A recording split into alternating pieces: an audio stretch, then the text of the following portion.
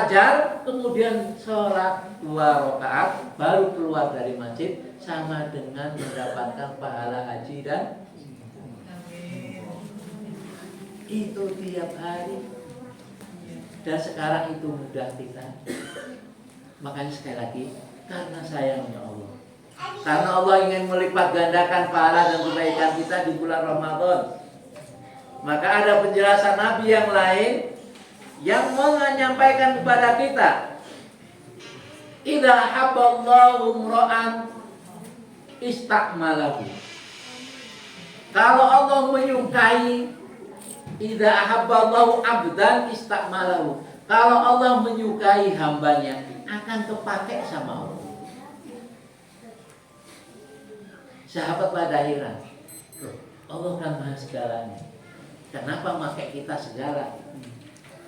Sehingga sahabat bertanya, wa kaifa yastakmiluhu? Ya Rasulullah, bagaimana maksudnya bahwa kita itu kepake sama Allah?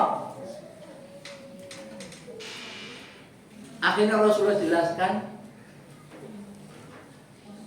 yuwaffiquhu lil amalil khair qabla mautih. Allah memberikan taufik kepada kita dengan cara apa? Allah menjadikan kita paham. Allah menjadikan kita mau melakukan kebaikan-kebaikan itu. Allah memudahkan kita melakukan kebaikan-kebaikan itu sebelum amal-amal kebaikan sebelum kita diwafatkan oleh Allah Subhanahu wa taala. Itu tandanya kita terpakai sama Allah. Maka sekali lagi, hari-hari ini layak kita bersyukur kepada Allah Subhanahu wa taala atas kesempatan yang Allah berikan kepada kita untuk dididik, dilatih di bulan Ramadan. Dididik hati kita untuk lebih dekat kepada Allah, untuk lebih dekat kepada kebaikan, jauh dari keburukan. Dididik oleh Allah, kita mudah sekali, ringan tangan, gampang diri membantu orang lain. Ini adalah karena sayangnya Allah kepada kita. Maka seyogianya, karena Ramadan ini sampai berapa? Oh sampai soalnya puasa ini loh.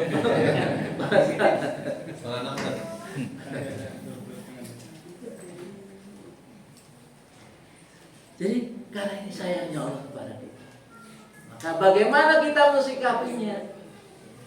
Ini harus lebih meningkatkan rasa syukur dan rasa terima kasih kita kepada Allah Subhanahu wa taala.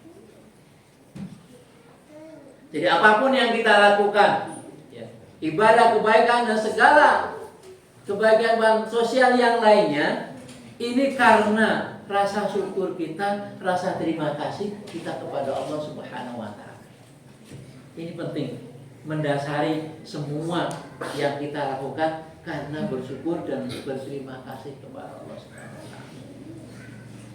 Rasulullah pun dengan segala jaminan Allah bahwa Rasulullah pasti masuk surga, tidak punya dosa, itu pun sholat sampai kaki beliau suatu hari bengkak.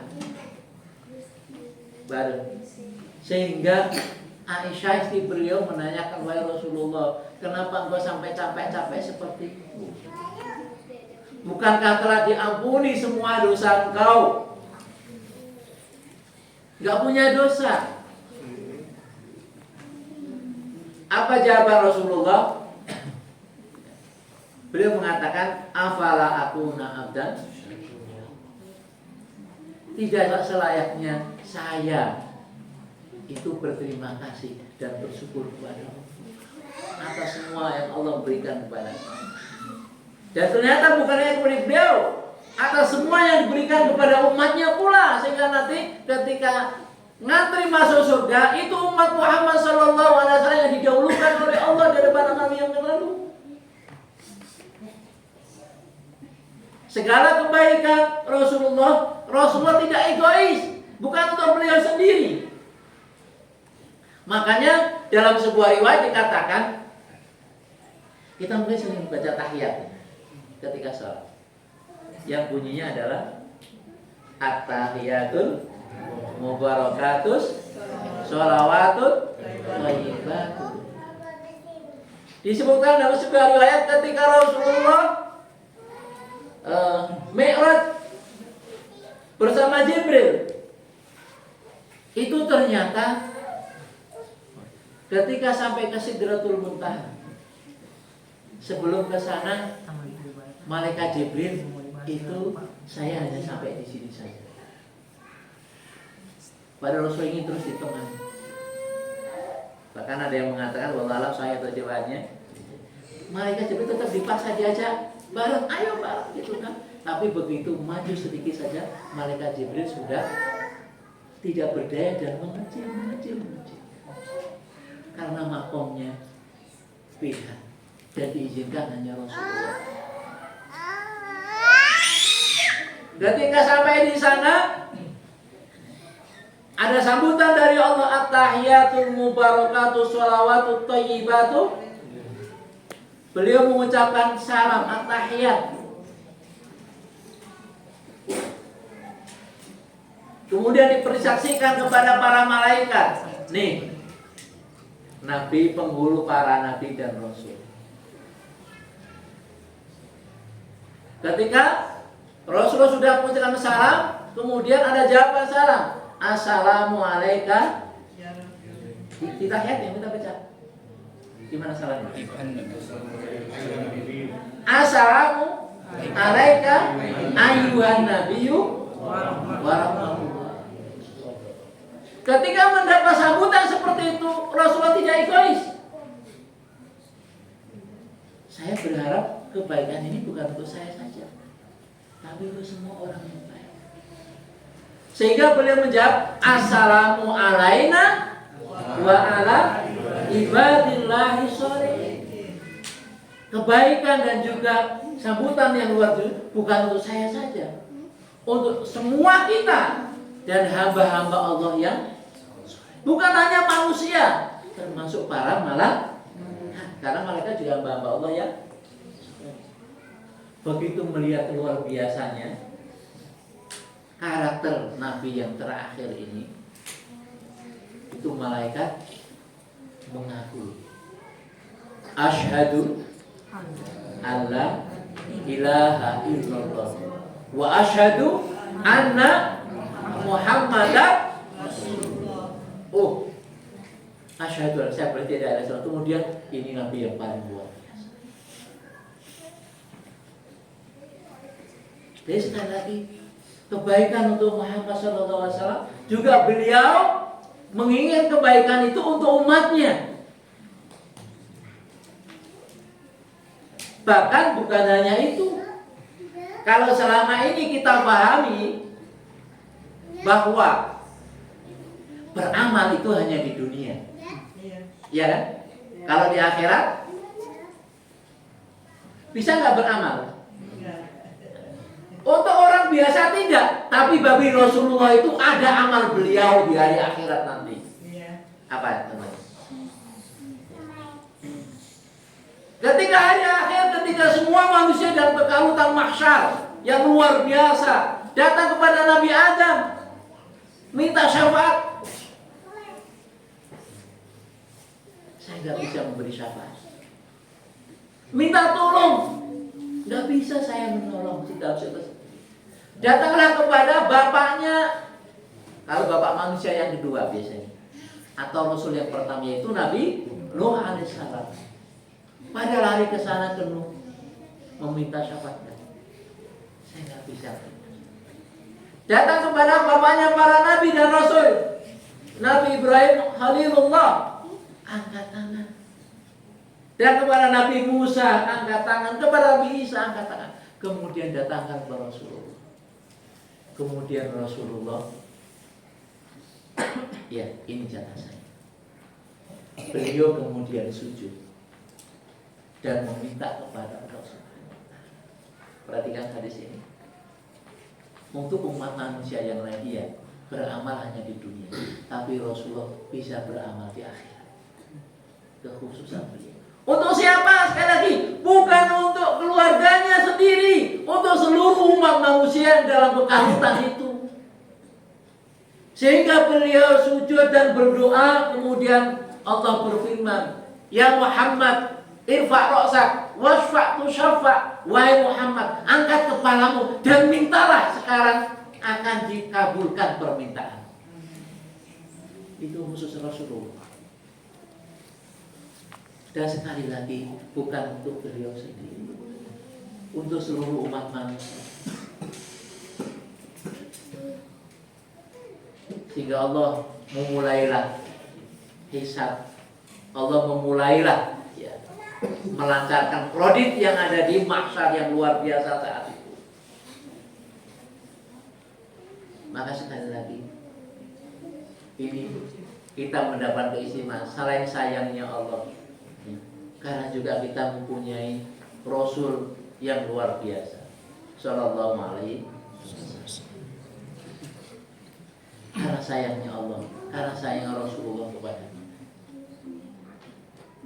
Maka sekali lagi kembali ke tadi, contoh dari Rasulullah ini, ungkapan rasa terima kasih, tahu diri kita dengan mendapatkan kemuliaan-kemuliaan, kebaikan-kebaikan dari Allah ini untuk bisa mencontoh Rasulullah. In kuntum tuhibbunallah fattabi'un. Kalau kalian mencintai Allah, ikutin aku, ikutin Rasulullah SAW. Sehingga mudah-mudahan rasa terima kasih, rasa syukur yang ada pada diri kita ini bisa menggerakkan kita untuk bisa beribadah dan melakukan semua kebaikan dengan rasa lebih senang, dengan sukacita, dengan sukacita. Karena apa? Penting orang melakukan kebaikan dengan senang hati, itu penting. Kalau di sana, luar sana, atau di luar Ramadan ada orang melakukan kemaksiatan, bahkan bayar untuk melakukan sebuah kejahatan, keburukan, mengeluarkan modal. Untuk apa? Untuk mendapatkan kesenangan, untuk happy, katanya orang mabuk. Kalau kita melakukan kebaikan tidak dengan senang hati, maka ada yang salah dengan iman kita. Kalau Ramadan ini kita berpuasa, tilawah, sedekah dan yang lainnya, mengajak semua keluarga untuk beribadah dan taat kepada Allah tidak dengan senang hati, ada yang salah dengan iman kita. Maka penting mendasari semua ibadah, semua aktivitas kita dengan rasa senang hati. Sekarang banyak pihak mengatakan, ada buku-buku teori tentang manajemen dan pelatihan, itu hampir banyak yang mengatakan orang akan sukses di bidang apapun kalau dia menyukai bidang tersebut. Benar? Saya membaca ada banyak orang sekarang, dan sesungguhnya dalam ibadah kita harus menyenangi itu, harus dengan sukacita, supaya apa? Kita sukses. Karena sesungguhnya dalam hidup ini Allah Subhanahu wa taala sampai wa ma khalaqtul jinna wal insa illa liya'budun.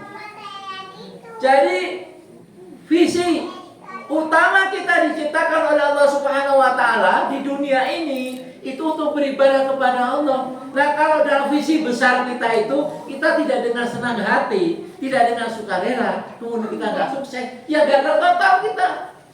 Sekaya apapun kita, secakap apapun kita, setinggi apapun jabatan kita, kalau dalam visi besar tadi kita tidak sukses, tidak dengan senang hati, yang lain gagal. Makanya sekarang ada gubernur baru di Sulawesi. Kemarin postingannya banyak ya. Diusung oleh ya. Jadi mantan bupati 2 periode dia menjadi gubernur. Dia sampaikan pokoknya semua kepala dinas, semua kantor dibawa ke pemimpinan saya. Intinya begitulah kira-kira. Pokoknya waktu sholat jamaah harus berhenti total dari kegiatan.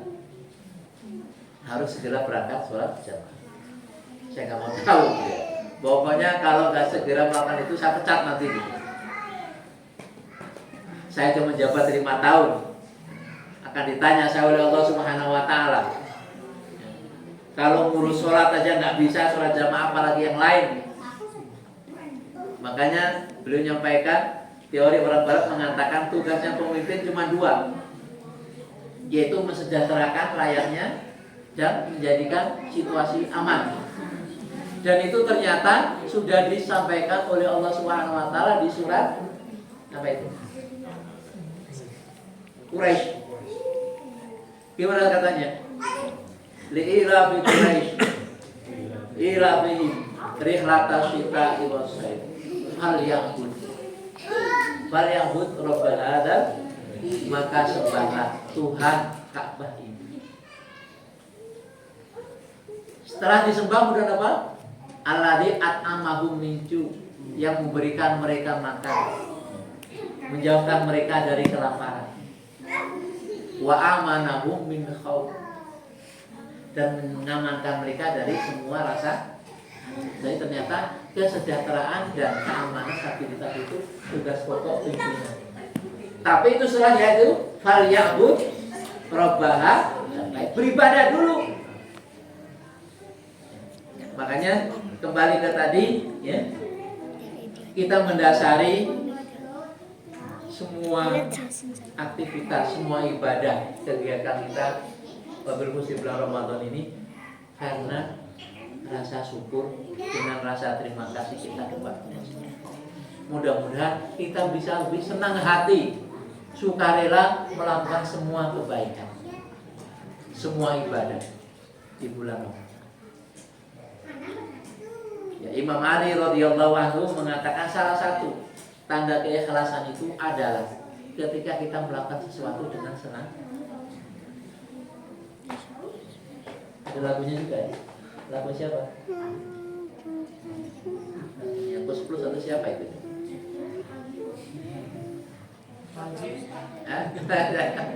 Suara saya jelek, jadi kalau nyanyi malah menyumbangkan suara, menyumbangkan lagu. Ya. Jadi yang kedua, dalam sebuah area sudah kita pahami, lain syakartu la azim. Kalau kita bersyukur kepada Allah Subhanahu Wa Taala, Allah akan menambah dalam semua hal. Kan kadang ayat ini kita baca dalam masalah soal rezeki, soal gaji, soal harta saja biasanya. Ternyata tidak. Allah akan menambah karunia-Nya kepada kita, bukan hanya yang nampak saja. Makanya kita sering mendengar orang mendoakan keberkahan. Biasanya kalau di HP itu ada tulisan barakallahu fikum atau fika atau barakallah gitu. Orang dapatnya di barakallah, orang makan di barakallah gitu kan. Orang kasih makan barakallah supaya barokah, berkah dah. Nah, kira-kira artinya barokah itu apa? Bapak Ibu, adik-adik sekalian, apa artinya berkah itu? Ternyata berkah itu artinya itu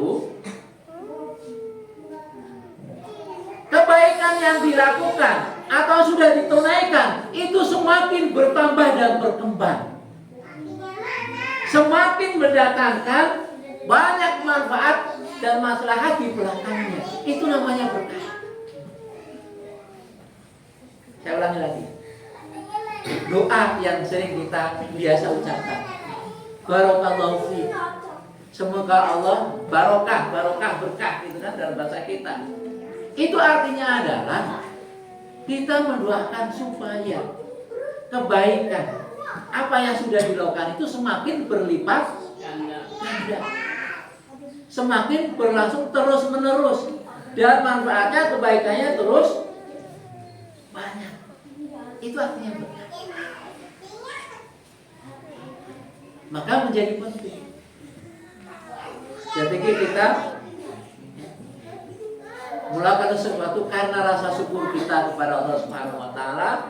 La in syakartum la azidanakum la. Bertambahnya itulah salah satu berkah yang Allah berikan. Ada orang mungkin secara kekayaan tidak kaya-kaya banget, tapi apa yang Allah berikan harta di tangannya itu berkah. Anak-anaknya bisa sukses dunia dan sukses akhirat. Pendidikan anak-anaknya kok lancar-lancar saja. Tidak banyak hal yang merintangi, menghalangi dalam segini ternyata cukup juga. Kadang-kadang kita pakai logam matematika ya. Orang-orang tua kita, bayangkan, bapak saya hanya seorang guru SD. Bukan hanya ngurus anaknya yang 5, tapi adik-adik iparnya. Satu rumah jumlahnya 14 orang. Gak bayang. Saya dulu mendengar tetangga-tetangga itu melihat situasi bapak saya itu pusing. Lihat saja. Karena guru SD ngurusin 14 orang. Satu rumah. Tapi ya lancar-lancar aja gitu. Kalau kita pakai rumus matematika, kayaknya nggak mungkin. Bisa kuliah semua gitu kan. Ngurus adik-adik iparnya sampai semuanya bisa rumah tangga gitu kan semuanya. Saya nggak habis pikir. Dari mana? Kalau hitungan matematika nggak masuk Pak. Nggak masuk. Apalagi dulu zaman dulu nggak ada sertifikasi. Ini para ustadz sekarang ini yang beda situasinya sama zaman bapak kita. Ada sertifikasi, dulu nggak ada. Jadi Bapak Ibu adik-adik rahmat Allah Subhanahu wa taala, keberkahan ini ternyata penting. Ada keberkahan dalam usia. Orang yang usianya pendek ternyata luar biasa prestasi. Tokoh-tokoh kita sepanjang sejarah itu sangat luar biasa yang bisa kita. Punten-punten ya. Mungkin banyak di antara kita dulu ketika kuliah tidak rengin-rengin amat itu. Tapi ternyata ilmunya berkah. Ada orang, saya lihat dengan mata kepala sendiri. Saya punya kakak kelas saat kuliah. Saya tahu, oh si fulan ini saat kuliah dia peringkat 5 besar. Bahkan mobil di S2-nya mobil di luar negeri, di Timur Tengah, tapi nggak jadi. Dan punten, saya tahu ada orang yang saya tahu di asrama tinggal bareng ya, di asrama mahasiswa tinggal bareng. Itu ilmunya, ya punten kalau disebutkan itu ya pas-pasan banget saat kuliah itu. Karena adik beliau ini teman sekelas saya. Saat di asrama tahu persis seperti apa secara fisik, secara ilmu, secara ini. Tapi Allah berikan keberkahan. Saya sebut aja karena ini baik ya. Namanya Pak Jazuli Juwaini. Sekarang anggota DPD Pusat sudah sekian tahun. Dalam salah satu kebaikannya, dia ngasih satu masjid dalam musuh senilai 500 juta. Saya sebut aja. Punten-punten kalau boleh menyebutkan. Ketika saya lihat tiap hari ketika di asrama, ketika kuliah, dia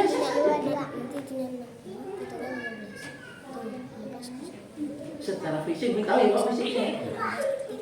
Ya putar, bukan ingin tapi secara fisik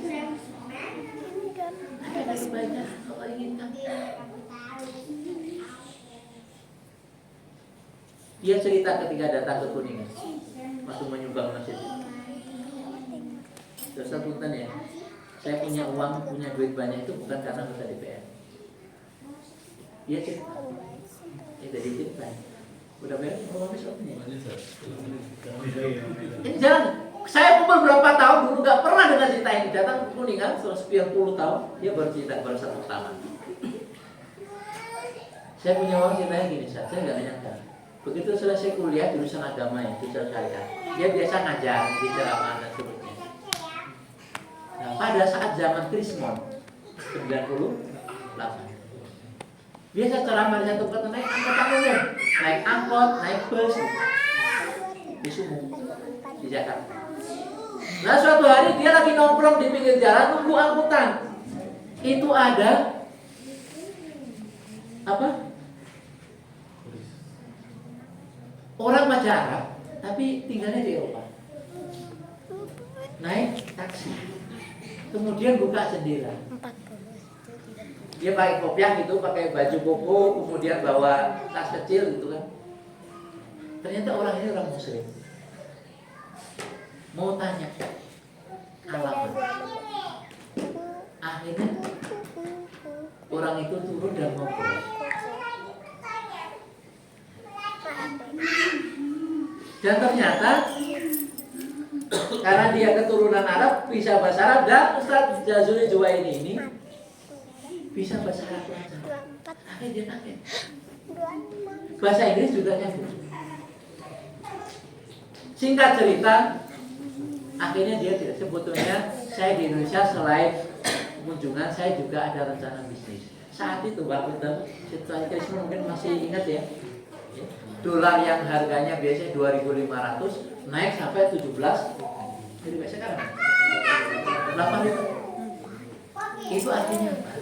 Artinya produk Indonesia yang saat awal itu bisa dibeli dengan rupiah yang murah, itu kalau dikirim ke luar negeri itu di sana dijual pakai harga dolar. Itu untungnya bisa. Dan saat itu tidak banyak yang orang ini ingin mencari makanan coklat produk Indonesia, tapi dalam jumlah sekian kontainer. Bisa nggak menunjukkan saya alamatnya? Dia menunjukkan barangnya. Oh, saya tahu. Akhirnya, tolong selama di Indonesia temani saya. Kamu menjadi juru bicara, menjadi penerjemah, menjadi satu saja. Saya siap memberikan keuntungan kepada Anda. Sekian persen dari keuntungan, kamu jangan pernah berkata, jangan pernah bohong saya. Dan benar itu, selama sekian awal tahun krisis itu pengiriman dia nggak tahu, impor nggak tahu, dia tahunya cuma menerjemah sama nulis saja. Dan benar, barang sampai di sana kiriman itu masuk ke itu angkanya fantastis, dolar sampai dia kaki punya uang sebanyak itu. Sekitar berjalan, kemudian nggak ada komunikasi lagi. Dari sekian tahun ini dia bingung sampai ini dipakai apa? Ada yang beli perkebunan di luar Jawa, akhirnya dia beli rumah aja, beli rumah di Bekasi ini, semua anak dikasih rumah. Oh, beli ini aja, usaha rumah sakit, katanya sekarang punya rumah sakit.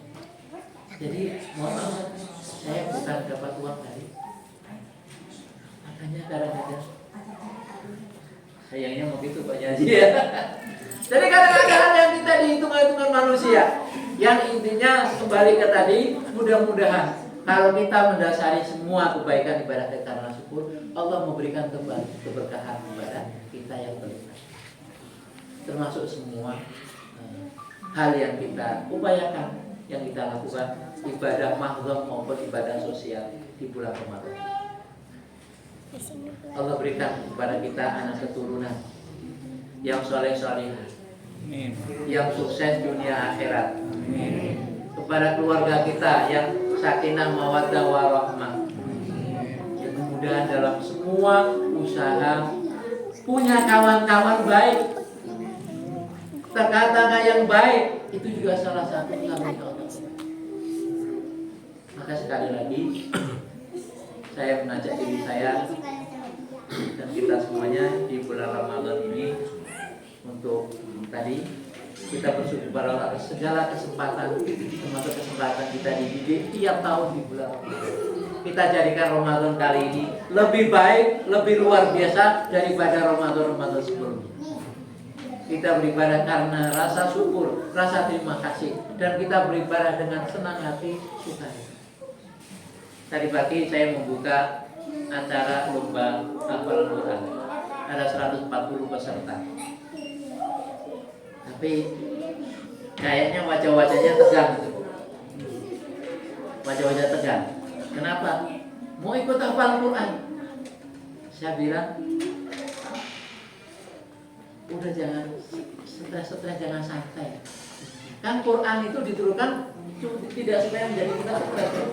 Di surat Toha itu, Toha ma'anzalna alaikal Quran litasqa. Allah turunkan Al-Quran itu udah jadi stres. Udah santai aja, kita nikmati saja. Ikut lomba hafalan Quran. Karena apa? Tadi yang sudah saya sampaikan, apapun kebahagiaan yang dilakukan, tolong kondisikan hati kita untuk bisa menunaikan dengan senang hati, dengan sukacita, dengan sukacita. Mudah-mudahan Allah melipat gandakan amal kita yang sedikit.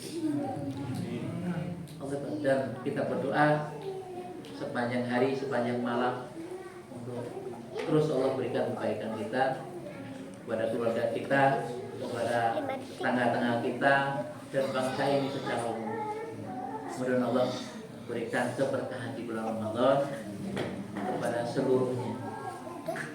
Jangan sampai hidup kita itu pesimis, hidup kita itu merasa tidak beruntung. Kita beruntung di Indonesia. Kita sangat beruntung menjadi warga negara Indonesia ini. Bersyukur. Ada, saya lupa namanya, seseorang yang sudah 130 negara dia datangi di seluruh dunia ini. Pokoknya banyak kayaknya. Tapi satu hal kesimpulan dia, setelah saya melewati 130 negara, itu saya akhirnya sadar, saya alhamdulillah saya menjadi warga negara Indonesia. Kenapa? Yang pertama, di semua tempat saya bisa mendengar azan, bisa mendapati masjid, mushola, tempat ibadah. Di seluruh Indonesia, ya hampir semuanya lah, itu mayoritas umat Islam, sehingga beribadah itu mudah. Di seluruh Indonesia itu kekayaan Allah berikan luar biasa. Haji yang sudah haji sekalipun, katanya di Saudi sekarang semua ada, tapi bukan ibadah di Indonesia ini secara fisik, secara ya kasat mata saja nggak ada apa-apanya, nggak ada apa-apanya. Kalau bukan karena karunia Allah, bukan karena Makkah dan Madinah, bukan karena Rasulullah lahir dan hidup di sana. Katanya semuanya dia.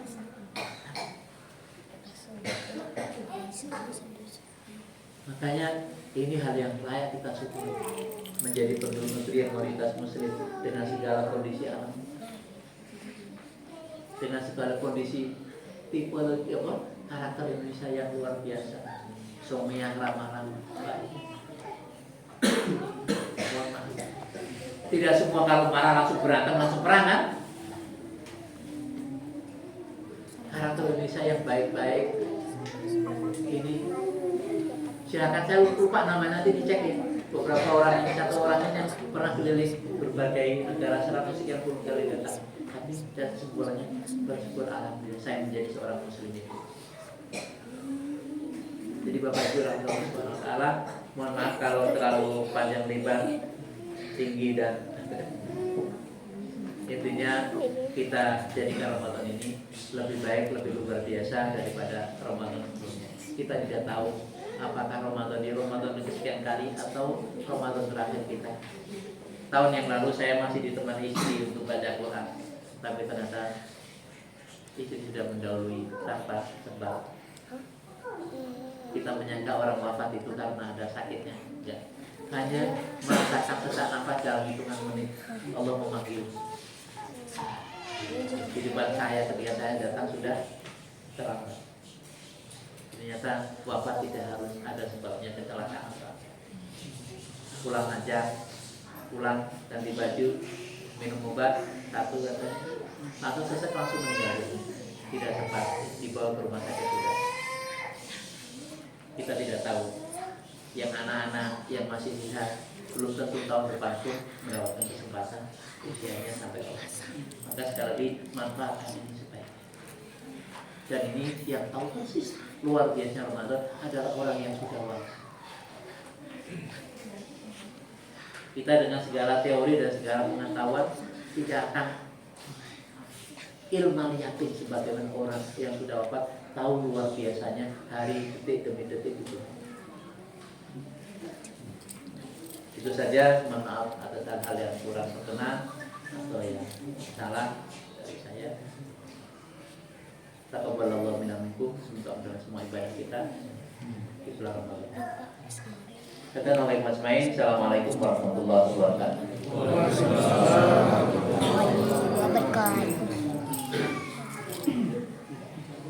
Alhamdulillahirrahmanirrahim. Bersalawat salam dari Ahad sore ini. Semoga kita bisa kita amalkan di kemudian hari. Bapak Ibu, acara berikutnya ada refresh. Nanti kepada Ustaz Dwi untuk disampaikan pertanyaan Ustaz. Dan yang menjawab benar nanti dapat hadiah untuk dipilih. Siapa ini?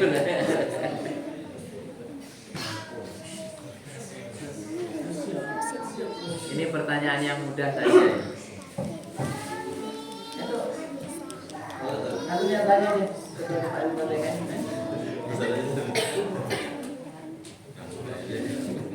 Ya, pertanyaannya yang mudah-mudah saja. Puasa kita, wah ini dari yang mana ini? Dilihat dulu hadiahnya. Kalau hadiahnya sesuai dengan kebutuhan dan selera. Seleranya Indomie kok. Biasanya Indomie. Nah ini berarti